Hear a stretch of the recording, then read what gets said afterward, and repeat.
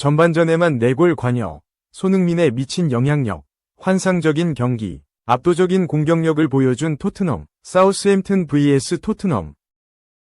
손흥민 참았던 울분을 토해냈다. 45분 만에 한 골 2도움을 폭발하며 팀 공격 흐름에 날개를 달았다. 엔지 포스테코글루 감독은 맹활약한 손흥민을 선수 관리 차원에서 전반 45분만 뛰게 했다. 토트넘 호스퍼는 16일 오전 4시 한국 시간 영국 사우샘프턴에 위치한 세인트 메리즈 스타디움에서 열린 2024에서 25시즌 프리미어리그 16라운드에서 사우샘프턴의 5에서 0으로 이겼다.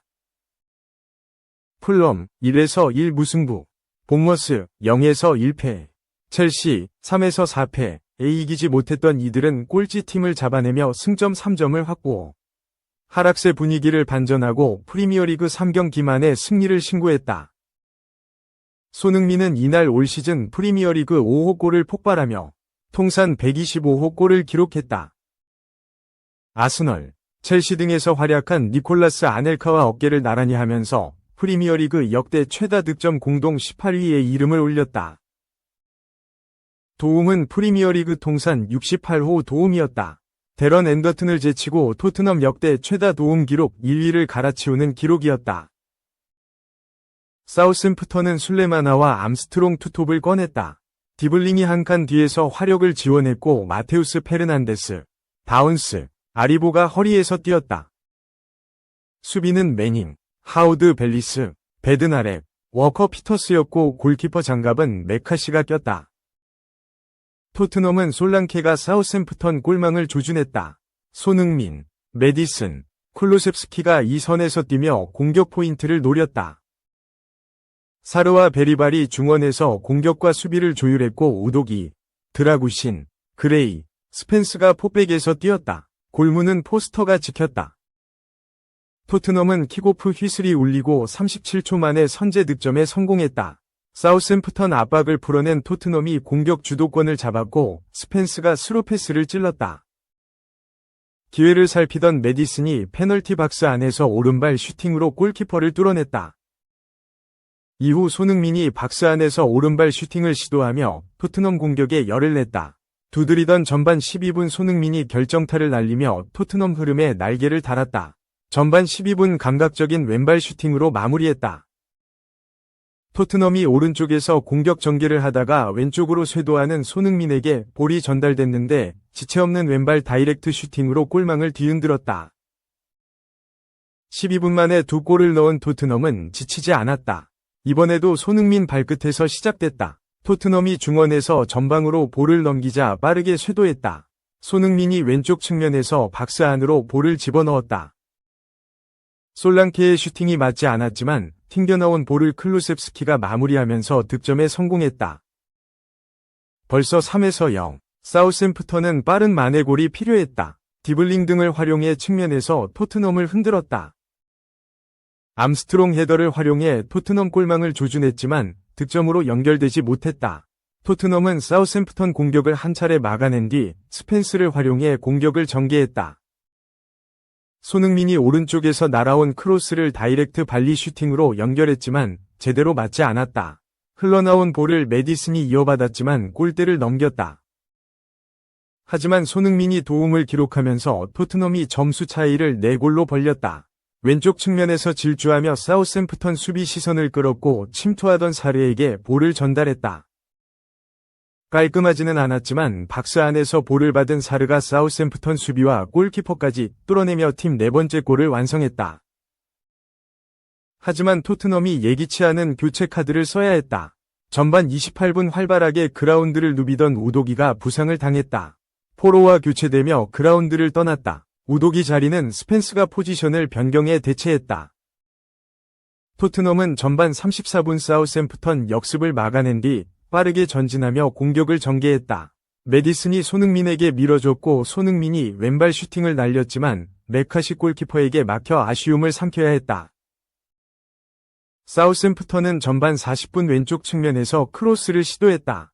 암스트롱이 슈팅했지만 토트넘을 흔들기에는 역부족이었다. 손흥민은 2분 뒤 왼쪽 페널티 박스에서 수비를 제치고 슈팅했는데 골키퍼에 막혔다. 전반 44분에 노클루셉스키 패스를 받아 슈팅했지만 득점으로 연결되지는 않았다. 하지만 토트넘이 전반 추가 시간에 또 골을 뽑아내며 활짝 웃었다. 손흥민이 감각적인 아웃프런트 패스로 메디슨에게 연결했다. 폼이 좋았던 메디슨은 왼쪽 깊은 지역에서 수비를 벗겨냈고 오른발 슈팅으로 골망을 갈랐다. 손흥민은 전반 45분만 활약한 뒤 후반전은 벤치에서 동료들의 활약을 지켜봤다. 포스테코글루 감독은 손흥민이 나간 자리를 브레넌 존슨으로 대체해 후반전을 운영했다. 사우샘프턴은 암스트롱이 후반 9분 토트넘 골망을 조준하며 마네골에 총력을 다했다. 사우샘프턴은 측면을 활용해 토트넘 배후 공간을 노렸지만 토트넘의 한 발 빠른 압박에 패스길이 끊겼다. 토트넘이 주도권을 잡았지만 후반 15분경 소강 상태였다. 사우샘프턴은 코너킥 세트피스로 토트넘 골망을 조준했지만 세밀하지 않았다. 그렇다고 토트넘의 세트피스 수비가 깔끔한 편은 아니었다. 사우샘프턴은 후반 16분 라이언 매닝을 빼고 스가와라를 투입했다. 전술적인 대응이라기보다 주중 리버풀과 리그컵을 대비해 주전급 선수 체력 안배였다. 후반 19분 기블리가 회심해 중거리 슈팅을 시도했지만 토트넘 수비망에 걸렸다. 이어 워커 피터스가 과감한 오버래핑 이후 슈팅을 했는데 옆구무를 때리고 말았다. 토트넘은 전반처럼 과감한 압박과 공격적인 형태를 취하지는 않았다. 사우샘프턴에 약간의 주도권을 내주면서도 수비 밸런스를 지키며 실수를 줄이려는 의도였다. 전반보다 볼을 많이 만지게 된 사우샘프턴은 후반 24분 네이선 오드가크의 위협적인 크로스를 시도해 토트넘을 흔들었다. 경기는 소강 상태에 접어들었다. 추격골이 필요한 사우샘프턴이었지만 후방에서 빌드업을 하는 시간이 많았다. 토트넘은 슬금슬금 사우샘프턴 패스 길목만 차단하면서 공격 템포를 조율했다.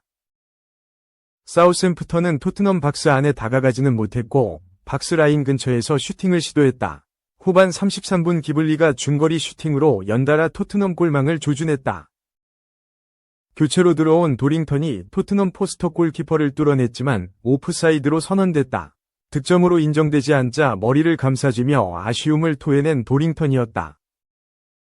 양팀은 후반 36분 교체 카드를 꺼냈다.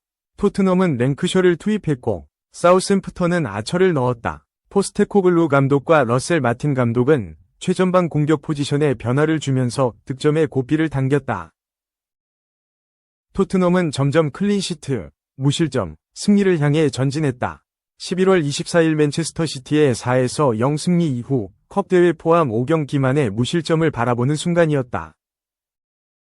주전급 선수들이 빠졌지만 꽤 위협적인 장면을 만들었고 베리발은 근육이 올라올 정도로 혼신의 힘을 다해 뛰었다. 토트넘은 프리미어리그 출범 이후 최초로 전반 5골을 넣었고 손흥민은 또 한 번 팀 역대 개인 기록을 경신하게 됐다.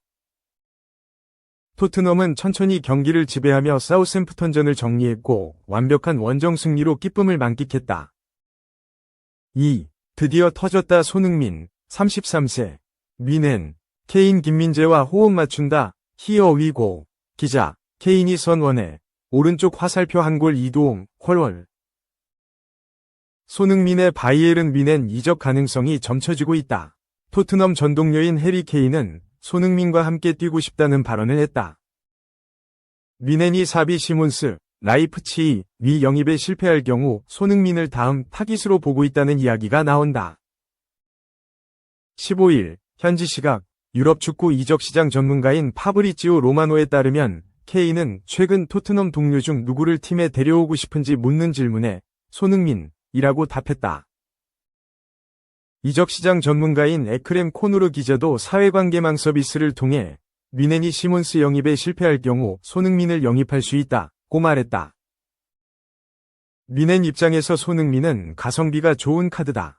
계약 기간이 얼마 남지 않은 손흥민은 곧 자유계약 선수 FA가 된다는 점에서 이적료 없이 데려올 수 있는 카드다. 토트넘 차원에서도 재계약을 한다고 해도 1년 정도의 단기 계약만 추진할 것으로 보여 영입 기회는 금방 돌아올 것으로 보인다. 손흥민은 지난 2021년 토트넘과 마지막으로 재계약을 체결했다.